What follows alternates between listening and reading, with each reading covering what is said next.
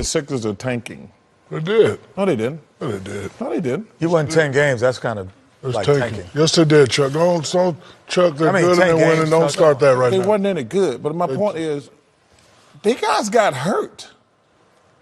Embiid and Simmons missed the whole season. Simmons could have came back. He just said, I'm not coming back. Don't even try that. No, that's not true. That is not true. He could have came back. He could have, but why risk it? That's my point. He could have came back, but he didn't. But a lot, Kawhi Leonard, is he tanking? Listen, if this guy had a broken foot, he was going to miss the first 3 or 4 months of the season. He's like, why? We're not going to win. I think the Sixers got a bad rap when people say they tank. They had the number one. Well, Embiid was the number 3 pick. He would have been the number 1 pick. He missed the entire season. The team wasn't any good. Then they get Simmons. He missed the entire season.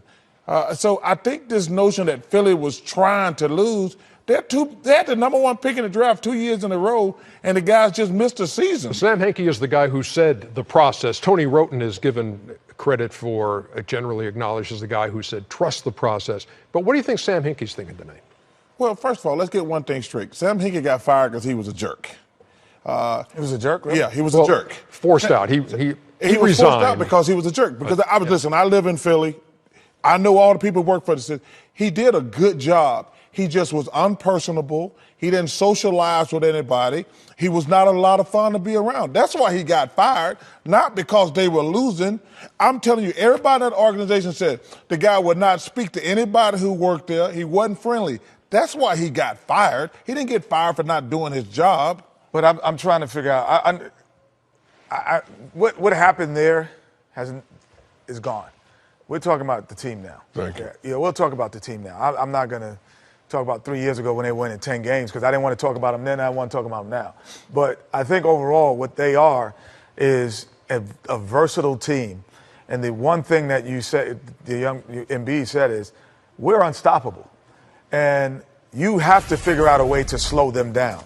And when you say unstoppable, he feels that both he and Ben can get to any area of the floor and score from three-point land for him all the way into the box. And for Ben, if he's at three-point land, he says, I can get by you if you don't guard me. So they do look unstoppable, and they do look like the best team in the Eastern Conference. And it's funny to see Brett, Shaq, talk about, hey, what the Eagles have done and what Villanova. He's talking championships and not talking moving on anymore. And what I like about this team is they have an old school one-two punch. Guard to big man. You know, big man that can go out and play versatile. Ben is the Penny Hardaway style big man, gets everybody involved. They got shooters. They got guys that come off the bench. Are they as good as Penny and you? I would say yeah, because they're young, they're exciting, they fear nobody, and they come and they play hard and but also play together. You got to give Brian Colangelo some credit because they have added great shooters around Embiid. You know what I just said? No. I'm just saying. I'm talking about who running the team now. These guys they added was by Brian Colangelo. He deserves some credit. Yeah, Hinkie started the process. Colangelo has taken it. He's taken it to another level. But all those guys, all those shooters, he brought in. Bellinelli. Yes. J.J. Redick. Brian Colangelo deserves some credit for that. Ilyasova, Bellinelli. Yes. Jeez, yeah. Meantime, on the Miami side, end of the road for the Heat, and D. Wade, of course, saying he's not going to announce anything when he's in Philadelphia.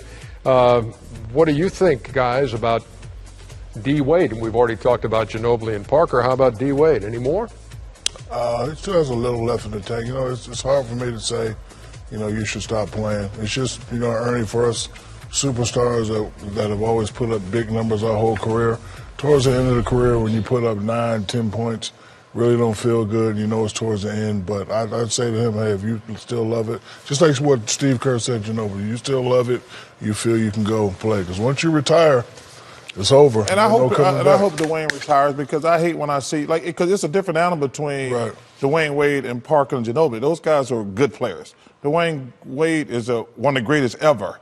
And to see one of the greatest ever coming off the bench, that's not fun for me. They'll all be Hall of Famers. Yeah, but I'm just saying, though, Dwayne Wade's on a whole nother level than those other guys. But to see him coming off the bench for another couple years, that would not be fun for me. We have to do for the Miami Heat what we do for teams that find themselves in this situation.